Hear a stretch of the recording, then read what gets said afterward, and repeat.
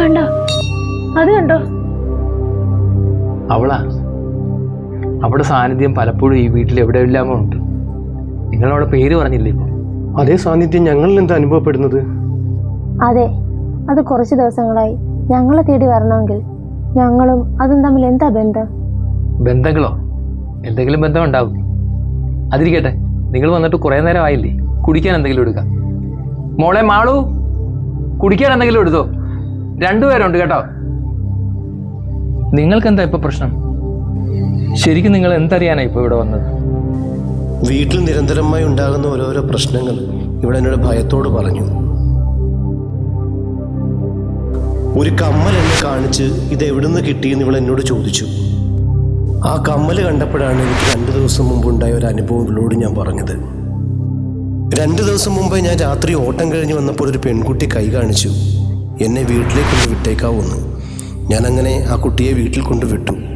ഞാൻ ഹെൽമെറ്റ് കൊടുത്തു. തിരിച്ചു വാങ്ങിക്കാൻ മറന്നുപോയി.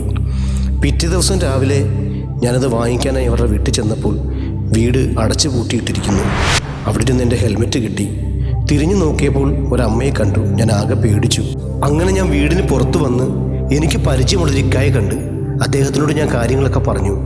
അദ്ദേഹം പറഞ്ഞു, ഈ വീട് കുറച്ച് നാളുകൊണ്ട് അടച്ചിട്ടേക്കുവാണല്ലോ, അവിടെ താമസമില്ലല്ലോ. ഇതിനെക്കുറിച്ച് കൂടുതൽ അറിയണമെങ്കിൽ ആ കുറുപ്പേട്ടനെ കണ്ടാൽ കാര്യങ്ങൾ അറിയാൻ സാധിക്കുമെന്ന് പറഞ്ഞു. ഇതിപ്പോൾ ഞങ്ങളെ മാത്രമല്ല, ഇത് ഞങ്ങളുടെ മക്കളെയും കൂടി ബാധിച്ചേക്കുവാ. അതെ, കുഞ്ഞുങ്ങളൊക്കെ നല്ല പേടിയില്ല. എനിക്ക് പറഞ്ഞാൽ മനസ്സിലാകുന്നുണ്ട്. സാരമില്ല, നമുക്ക് ചായ കുടിച്ചിരുന്ന് സംസാരിക്കാം.